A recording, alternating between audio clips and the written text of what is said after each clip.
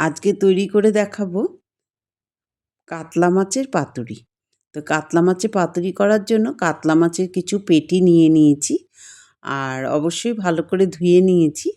আর এর মধ্যে যে মশলাটা মাখিয়ে নিচ্ছি সেটা হচ্ছে কাজু, চারমগজ আর পোস্ত শিলে বেটে নিয়েছি। আর তার সাথে একটু কাঁচা লঙ্কাও বেটে নিয়েছি। এই মশলাটা মাখানোর পরে আমি একটু হলুদ আর নুন এর সাথে অ্যাড করে নিচ্ছি। আর দিয়ে দেবো একটু কাঁচা সর্ষের তেল। এই সর্ষের তেল দেওয়ার পরে মাখিয়ে কিছুক্ষণ রাখতে হবে, প্রায় ঘন্টাখানেক রেখে দিতে হবে। তারপরে এই মাছটাকে আমি একে একে কলা পাতায় করে মুড়ে পাতুরি তৈরি করব। কিভাবে করছি তোমাদের অবশ্যই দেখাচ্ছি। তোমরা স্কিপ করে যেও না, পুরো দেখতে থাকো, তাহলে বুঝতে পারবে, শিখতে পারবে। আমি এই কলা পাতাটাকে একদম ধুয়ে নেব, খুব ভালো করে পিস করে নিয়েছি। পিস করে একটু মুছে নিয়েছি। আর গ্যাসে এরকম করে সেঁকে নিতে হবে। গ্যাসে সেঁকে নিলে পাতাটা যখন সুতো দিয়ে বাঁধবে তখন ফেটে যাওয়ার চান্স থাকে না। আর টাটকা পাতা মুড়তে গেলে ফেটে যেতে পারে, সেই জন্য গ্যাসে একটু সেঁকে নিতে হয়।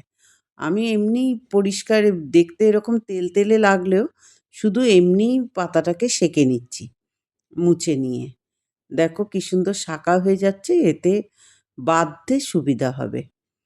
অপর্ণাস ডেলি লাইফ অ্যান্ড ট্রাভেলসের একটি নতুন ব্লগে আপনাদের জানাই প্রীতি ও শুভেচ্ছা। আজ আমি পাতুরি করে দেখাবো, তোমরা সঙ্গে থাকো, তাহলে বুঝতে পারবে। আমি এই পাতুরিগুলোকে বেঁধে নিয়েছি করে, দেখো সুতো দিয়ে কত সুন্দর দেখতে লাগছে, একই রকম সাইজের মতো লাগছে। পাতাটা যদি একই রকমের হয় পাতুরির সাইজটাও একই রকম হবে। তো আমি এরকম করে মুড়ে নিয়ে সুতো দিয়ে বেঁধে নেব।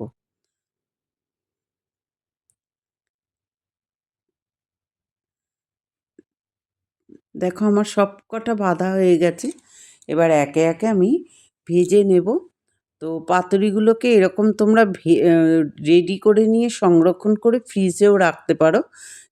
কিছুদিন তো থাকবে, 4-5 দিন মতো থাকে। আসলে সর্ষে বাটা বেশি রাখা যায় না। চেষ্টা করবে তোমরা উম আগের দিনও করে রাখতে পারো কোনো অনুষ্ঠানের জন্য তৈরি করলে। কড়াতে তেল দিয়ে আমি পাতুরিগুলোকে দিয়ে দেবো। একটা একটা করে ভাজতে হবে। প্রথমে একটু হিটটা বেশি হয়ে গেলেও কোনো অসুবিধা নেই। পরে তোমরা তাপটা কমিয়ে নিয়ে তারপরে ভাজবে। দেখো আমার পাতুরি একটা একটা করে ভেজে নিচ্ছি, কত সুন্দর হবে।